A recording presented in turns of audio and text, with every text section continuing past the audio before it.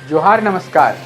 झारखंड समेत देश दुनिया की तमाम बड़ी खबरों में से कुछ प्रमुख खबरों पर आइए नजर डालते हैं।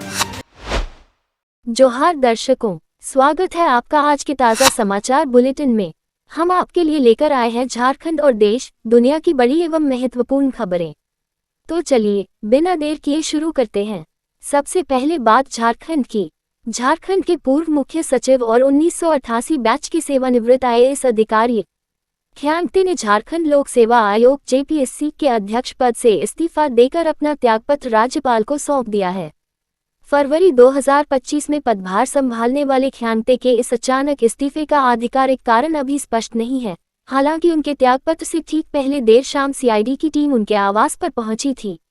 आयोग द्वारा कई महत्वपूर्ण भर्ती प्रक्रियाओं और प्रतियोगी परीक्षाओं के संचालन के बीच हुए इस इस्तीफे के बाद JPSC में नेतृत्व की अनिश्चितता बन गई है, जिससे नए अध्यक्ष की जल्द नियुक्ति की आवश्यकता बढ़ गई है।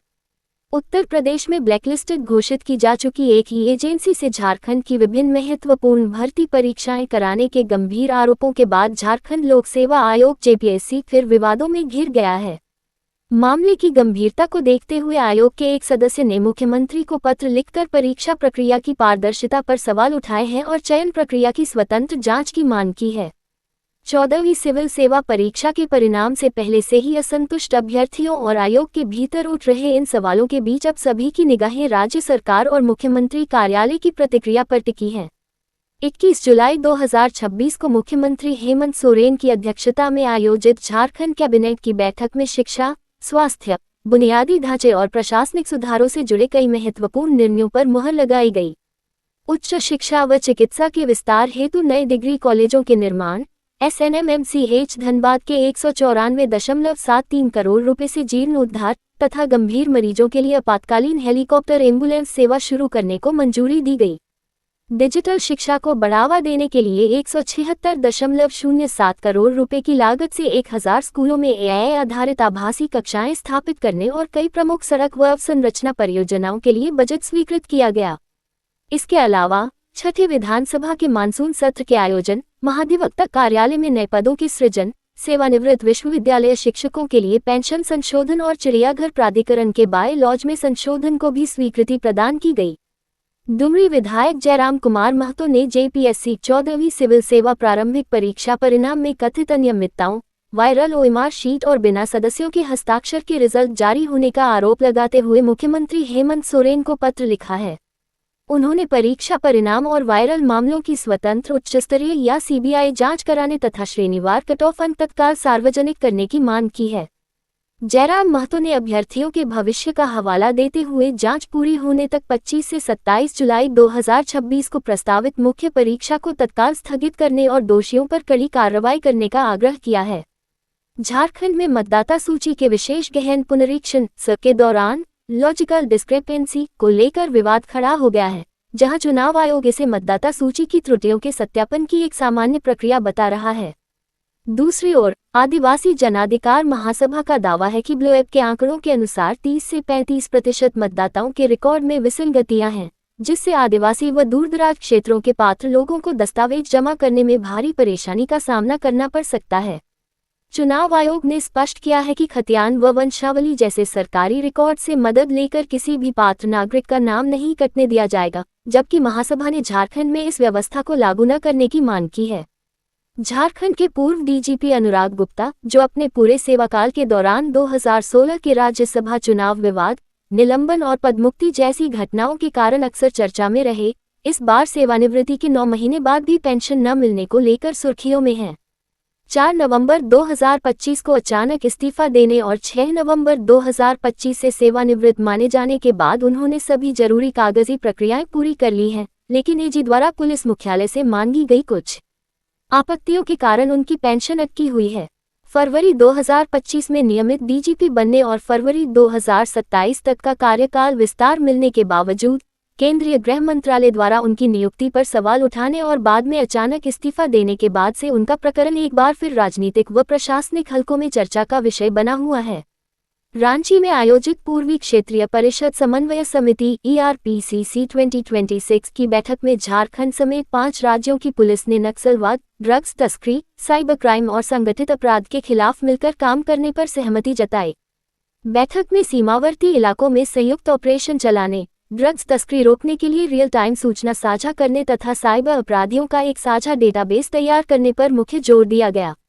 इसके अलावा अंतर्राज्यीय मामलों के त्वरित निपटारे के लिए 0 FIR की ऑनलाइन प्रक्रिया को आसान बनाने और विभिन्न तकनीकी पोर्टलों के बेहतर एकीकरण पर भी मंथन किया गया। राजधानी रांची में कानून व्यवस्था और गश्ती को अधिक प्रभावी बनाने के लिए पुलिस प्रशासन ने टाइगर मोबाइल जवानों का सीधा नियंत्रण और ड्यूटी तय करने का अधिकार अब संबंधित थाना प्रभारियों को सौंप दिया है। वरीय पुलिस अधीक्षक SSP राकेश रंजन के अनुसार इस निर्णय से आपराधिक घटनाओं या आपात स्थितियों में त्वरित कार्रवाई संभव होगी और थाना स्तर पर पुलिस की जवाबदेही तय हो सकेगी।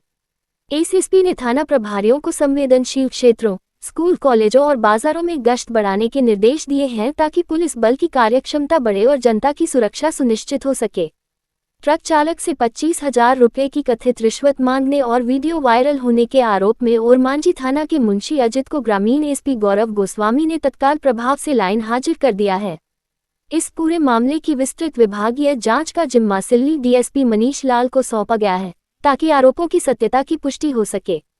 ग्रामीण SP की इस त्वरित कार्रवाई से पुलिस महकमे में सख्त संदेश गया है कि भ्रष्टाचार और अनुशासनहीनता के मामलों में किसी भी स्तर पर समझौता नहीं किया जाएगा। दिल्ली में प्रधानमंत्री आवास के बाहर प्रदर्शन के दौरान लोकसभा में नेता प्रतिपक्ष राहुल गांधी को पुलिस द्वारा हिरासत में लिए जाने और उनकी नाक पर चोट लगने की घटना के विरोध में रांची में कांग्रेस कार्यकर्ताओं का भारी आक्रोश देखने को मिला। झारखंड कांग्रेस प्रभारी के राजू, राज्य सरकार के मंत्रियों और विधायकों के नेतृत्व में पार्टी नेताओं ने लोक भवन के समीप केंद्र सरकार के खिलाफ उग्र नारेबाजी करते हुए इसे विपक्ष और युवाओं की आवाज दबाने की दमनकारी साजिश करार दिया। विरोध प्रदर्शन को देखते हुए मौके पर मौजूद पुलिस ने मंत्री राधाकृष्ण किशोर, दीपिका पांडेय सिंह और डॉक्टर इरफान अंसारी सहित कई वरिष्ठ नेताओं व विधायकों को हिरासत में ले लिया, जिन्हें बाद में छोड़ दिया गया। झारखंड के चतरा में SP आवास के सामने दिन दहाड़े हुई गोलीबारी में एक प्राइवेट गार्ड की मौके पर ही मौत हो गई, जिसका आरोप जिला बल के एक जवान पर लगा है। घटना के बाद पुलिस ने आरोपी जवान को हिरासत में ले लिया है और पास ही खड़ी कंस्ट्रक्शन कंपनी के मालिक की कार से कुछ अन्य हथियार भी बरामद किए हैं। वरिष्ठ पुलिस अधिकारियों ने घटनास्थल का जायजा लेकर फोरेंसिक जांच के निर्देश दिए हैं, जबकि घटना के पीछे की असली वजह तलाशने के लिए मामले की विस्तृत जांच जारी है। रांची के न्यू पुलिस लाइन में 21 से 23 जुलाई तक आयोजित 3 दिवसीय दक्षिण छोटा नागपुर क्षेत्रीय पुलिस खेलकूद प्रतियोगिता का उद्घाटन ADG मनोज कौशिक ने किया, जिसमें रांची, खूंटी, गुमला, सिमडेगा और लोहरदगा की टीमें हिस्सा ले रही हैं। प्रतियोगिता के दौरान पुलिसकर्मी फुटबॉल, हॉकी, वॉलीबॉल, कबड्डी और एथलेटिक्स जैसे विभिन्न खेलों में अपनी खेल क्षमता और फिटनेस का प्रदर्शन करेंगे। ADG मनोज कौशिक और SSP राकेश रंजन ने कहा कि व्यस्त ड्यूटी के बीच खेलकूद न केवल पुलिसकर्मियों का तनाव कम करता है, बल्कि उनमें अनुशासन, टीम भावना और कार्यक्षमता को भी बढ़ाता है। बोकारो सेक्टर 2 स्थित प्रधान डाकघर का ATM बाहर 24 घंटे सेवा का बोर्ड लगे होने के बावजूद डाकघर बंद होते ही बंद कर दिया जाता है, जिससे ग्राहकों को भारी परेशानी हो रही है। तकनीकी कारणों से वर्षों बंद रहने के बाद नवंबर 2025 में फिर से चालू हुए इस ATM का संचालन फिलहाल विभागीय व्यवस्था के तहत किया जा रहा है। डाकपाल रामचरण उरांव के अनुसार भविष्य में ATM को CMS कैश मैनेजमेंट सर्विस को हैंडओवर करने के बाद यहां सिक्योरिटी गार्ड तैनात किया जाएगा और 24 घंटे सेवा बहाल कर दी जाएगी। जिंदा इंसान को दिवंगत बता राशन कार्ड बंद किया। गढ़वा समाहरणालय में उपायुक्त पशुपति नाथ मिश्रा की अध्यक्षता में आयोजित जनसुनवाई में प्रशासनिक लापरवाही के कई गंभीर मामले उजागर हुए, जिनमें एक जीवित महिला को कागजों में मृत दिखाकर उसका राशन बंद करने का मामला भी शामिल था। इसके अलावा कोर्ट के आदेश के बावजूद भूमि पर दबंगों के कब्जे की कोशिश, सोलर पंप सेट का भुगतान होने पर भी कृषि विभाग की ढिलाई और पेंशन व रोजगार से जुड़े करीब 40 अन्य आवेदनों पर सुनवाई की गई। उपायुक्त ने संबंधित अधिकारियों को जमकर फटकार लगाते हुए जनशिकायतों के निष्पक्ष, पारदर्शी और समयबद्ध समाधान के साथ आवश्यकतानुसार स्थल जांच कर त्वरित कार्रवाई रिपोर्ट सौंपने के सख्त निर्देश दिए। झारखंड स्टेट बार काउंसिल के उपाध्यक्ष राजेश कुमार शुक्ल ने नए आपराधिक कानूनों BNS, BNSS, BS1 के प्रभावी क्रियान्वयन के लिए राज्यपाल और मुख्यमंत्री को ईमेल भेजकर अधिवक्ताओं, पुलिस और न्यायिक अधिकारियों के लिए व्यापक प्रशिक्षण तथा जनजागरूकता अभियान चलाने का आग्रह किया है। उन्होंने विधि महाविद्यालयों और विश्वविद्यालयों से सेमिनार व कार्यशालाओं के जरिए बदलावों की जानकारी देने की अपील की, ताकि नई व्यवस्था के तहत न्याय प्रक्रिया को अधिक पारदर्शी और प्रभावी बनाया जा सके। रांची स्थित रिम्स अस्पताल में 2020 बैच के MBBS छात्रों की फेयरवेल पार्टी के दौरान देर रात शराब के नशे में जमकर हुड़दंग मचाने और ऑडिटोरियम में लगे अग्निशमन यंत्र फायर एक्सटिंग्विशर की गैस हवा में उड़ाने का मामला सामने आया है। मंगलवार सुबह सुरक्षा कर्मियों को ऑडिटोरियम में शराब व बियर की खाली बोतलें बिखरी मिली, जबकि छात्रों ने प्रशासन को शांतिपूर्ण आयोजन का लिखित व मौखिक आश्वासन देकर हॉल आवंटित कराया था। रिम्स के PRO डॉक्टर शिशिर कुमार ने इसे अनुशासन का घोर उल्लंघन बताते हुए घटना की कड़ी निंदा की है और दोषी विद्यार्थियों की पहचान कर उनके खिलाफ सख्त अनुशासनात्मक कार्रवाई करने की चेतावनी दी है। झारखंड हाईकोर्ट में वर्षों से लंबित भूमि सर्वे को लेकर दायर जनहित याचिका पर सुनवाई हुई, जिसमें राज्य सरकार ने अदालत को बताया कि आधुनिक तकनीक के जरिए सर्वे को तेज व सटीक बनाने के लिए एक विशेषज्ञ समिति गठित की गई है, जो 3 महीने में अपनी रिपोर्ट सौंपेगी। Chief justice M.S. सोनक और जस्टिस राजेश शंकर की खंडपीठ ने विभागीय सचिव के शपथ पत्र का अवलोकन किया और महाधिवक्ता के अनुरोध पर मामले की अगली सुनवाई के लिए 5 अगस्त की तिथि निर्धारित की। वहीं याचिकाकर्ता ने सवाल उठाया कि 1974-75 से अधूरे पड़े इस सर्वे को लेकर अन्य राज्यों का दौरा करने के बावजूद नई समिति बनाना सरकार की धीमी कार्यशैली और टालमटोल की नीति को दर्शाता है। जमशेदपुर पूर्वी की विधायक पूर्णिमा दास साहू ने रांची से लौटते समय तमाड़ के नीरूडीह गांव के पास काफिला रुकवाकर खेतों में ग्रामीण महिलाओं के साथ धान की रोपाई की। इस दौरान उन्होंने महिलाओं से बातचीत कर खेती किसानी, बारिश की स्थिति और उनके सुख दुख के बारे में जाना तथा अपने बचपन की यादें साझा की। जनप्रतिनिधि के इस सहज, सादगी भरे और जमीन से जुड़े अंदाज की स्थानीय लोगों ने खूब सराहना की, जिसका वीडियो सोशल मीडिया पर वायरल हो रहा है। अब देखिए राष्ट्रीय एवं अंतर्राष्ट्रीय सुर्खियां। दिल्ली पुलिस ने प्रधानमंत्री आवास के बाहर प्रदर्शन कर रहे राहुल गांधी और प्रियंका गांधी सहित विपक्ष के सभी नेताओं को हिरासत में लेने के बाद रिहा कर दिया है। छात्रों के समर्थन और शिक्षा मंत्री के इस्तीफे की मांग को लेकर दिए गए इस धरने को समाप्त कराने पहुंचे केंद्रीय मंत्री जितेंद्र सिंह के साथ हुई वार्ता बेनतीजा रही थी। कांग्रेस अध्यक्ष मल्लिकार्जुन खड़गे और जयराम रमेश ने पुलिस कार्रवाई की निंदा करते हुए सरकार पर तानाशाही का आरोप लगाया। वहीं राहुल गांधी ने कहा कि सरकार चाहे कुछ भी कर ले, इंसाफ की लड़ाई नहीं रुकेगी। लोकसभा में नेता प्रतिपक्ष राहुल गांधी ने केंद्र सरकार पर तीखा हमला बोलते हुए आरोप लगाया कि उसकी नीतियों, कॉर्पोरेट प्रभाव और वैचारिक हस्तक्षेप के कारण देश के युवाओं के सामने शिक्षा तथा रोजगार का गंभीर संकट खड़ा हो गया है। उन्होंने कहा कि प्रतियोगी परीक्षाओं के बर्बाद होने और अवसर खत्म होने से युवाओं का अपने ही देश में भविष्य असुरक्षित महसूस हो रहा है। इस पूरी स्थिति और शिक्षा व्यवस्था में फैली गड़बड़ियों की नैतिक जिम्मेदारी लेते हुए राहुल गांधी ने प्रधानमंत्री, गृह मंत्री और केंद्रीय शिक्षा मंत्री से इस्तीफे की मांग की।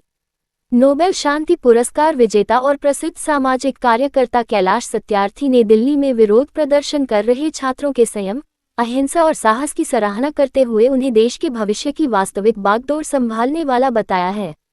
उन्होंने स्पष्ट किया कि देश के युवाओं को किसी बहकावे में आए बिना देखना चाहिए और अब पारंपरिक राजनीति से हटकर करुणामय शासन, कंपैशनेट गवर्नेंस को अपनाने की नितांत आवश्यकता है। सत्यार्थी ने सरकार और समाज से अपील की कि वे इन प्रदर्शनकारी बच्चों की पीड़ा को महसूस करते हुए उनके साथ तुरंत करुणामय संवाद स्थापित करें और समस्याओं का एक निष्पक्ष समाधान निकालें। कॉकरोच जनता पार्टी CJP के कार्यकर्ताओं की रिहाई के बाद दिल्ली पुलिस मुख्यालय के बाहर धरना समाप्त हो गया, जबकि सोनम वांगचुक को दिल्ली हाईकोर्ट की अनुमति से गुरुग्राम के मेदांता अस्पताल स्थानांतरित किया गया। आम आदमी पार्टी प्रमुख अरविंद केजरीवाल और सपा मुखिया अखिलेश यादव ने छात्रों पर पुलिस कार्रवाई व पेपर लीक के मुद्दों को लेकर केंद्र और यूपी सरकार पर तीखा हमला बोला। केजरीवाल ने कहा, मोदी के अपने बच्चे नहीं इसलिए नहीं समझ सकते अभिभावक का दर्द। इस बीच एनसीपी सांसद सुप्रिया सुले जंतर मंतर पर प्रदर्शन स्थल पहुंची। वहीं केंद्रीय मंत्री जेपी नड्डा ने लेडी हार्डिंग मेडिकल कॉलेज जाकर CJP प्रदर्शन के दौरान घायल हुए लोगों से मुलाकात की। कोलकाता की शहीद दिवस रैली में ममता बनर्जी ने भाजपा के खिलाफ एकजुट होकर लड़ने के लिए इंडिया गठबंधन के घटक दलों से मतभेद और अहम भुलाने की अपील की। इस अपील पर पलटवार करते हुए कांग्रेस और माकपा ने ममता बनर्जी के पुराने राजनीतिक इतिहास की याद दिलाए और आरोप लगाया कि राज्य में भाजपा को मजबूत करने तथा विपक्षी कार्यकर्ताओं के उत्पीड़न के लिए वे खुद जिम्मेदार हैं। गठबंधन बनाने और तोड़ने के अपने लंबे इतिहास के बावजूद ममता बनर्जी ने आगाह किया कि यदि विपक्षी दल साथ नहीं आए तो भाजपा सभी को समाप्त कर देगी। अमेरिका के साथ प्रस्तावित व्यापार समझौते के तहत कृषि बाजार खोले जाने और आयात शुल्क कम किए जाने की आशंका को लेकर किसान संगठन सड़कों पर उतरकर दिल्ली की ओर कूच कर रहे हैं। किसानों का मानना है कि अमेरिका से सस्ते कृषि, डेयरी और पशु चारे के आयात से देश के लगभग 14.6 करोड़ कृषि जोत और 8 करोड़ डेयरी परिवारों की आजीविका तथा फसलों की कीमतों पर बुरा असर पड़ेगा। दूसरी ओर सरकार का तर्क है कि चावल, गेहूं और डेयरी जैसे संवेदनशील उत्पादों को रियायतों से बाहर रखा गया है और किसानों के हितों की रक्षा के लिए कोटा व सख्त शर्तें लागू की जा रही हैं। मिडिल ईस्ट में अमेरिका और ईरान के बीच सैन्य संघर्ष गहराने के बाद ईरान ने बहरीन, कुवैत में अमेरिकी ठिकानों पर हमलों और स्ट्रेट ऑफ होर्मुज में तेल टैंकरों को रोकने का दावा किया है, जबकि CENTCOM ने ईरान के सैन्य ठिकानों पर भीषण जवाबी हवाई हमले किए हैं। अमेरिकी सेना के अनुसार इन हमलों का मुख्य उद्देश्य ईरान की सैन्य क्षमताओं को कमजोर करना और स्ट्रेट ऑफ होर्मुज में अंतर्राष्ट्रीय जहाजों की आवाजाही की सुरक्षा सुनिश्चित करना है। विश्व के सबसे महत्वपूर्ण तेल व्यापार मार्ग स्ट्रेट ऑफ होर्मुज पर बढ़ते तनाव से कच्चे तेल की वैश्विक कीमतों में उछाल आया है, जिससे भारत सहित दुनिया भर की अर्थव्यवस्थाओं पर असर पड़ने की आशंका बढ़ गई है। अमेरिकी राष्ट्रपति डोनाल्ड ट्रंप ने कनाडा से आने वाली शराब, सीमेंट और हॉकी स्टिक जैसे कई सामानों पर 50% आयात शुल्क लगाने की घोषणा की है, जो 30 दिन बाद लागू होगा। ट्रंप ने कनाडा पर डेयरी और शराब कारोबार में अमेरिकी कंपनियों के साथ भेदभाव का आरोप लगाया। वहीं कनाडाई प्रधानमंत्री मार्क कार्नी ने इसे USMCA व्यापार समझौते का उल्लंघन बताते हुए अपने व्यापारिक हितों की रक्षा की बात कही है। विशेषज्ञों का मानना है कि यदि अगले 30 दिनों में बातचीत से समझौता नहीं हुआ तो दोनों देशों के बीच जवाबी कार्रवाई बढ़ सकती है, जिसका सीधा असर उत्तर अमेरिकी अर्थव्यवस्था और उपभोक्ताओं पर पड़ेगा। ये थी आज की बड़ी खबरें। अगर आप ऐसे ही अपडेट्स पाना चाहते हैं तो हमारे YouTube चैनल को सब्सक्राइब करें, Facebook पेज को लाइक करें और इस वीडियो को लाइक एवं शेयर जरूर करें। फिर मिलेंगे अगले बुलेटिन में। तब तक के लिए जोहार और नमस्ते। कैसी लगी आपको हमारी ये खबर, ये हमें कमेंट बॉक्स में लिखकर ज़रूर से बताएं और ऐसे ही नवीनतम ताज़ा अपडेट्स, खास खबरों से रूबरू बने रहने के लिए बने रहें हमारे संग। कैमरा के पीछे से मेरा सहयोग कर रहे अजय महतो, आनंद चौहान के साथ मैं यदत पिंटू रांची।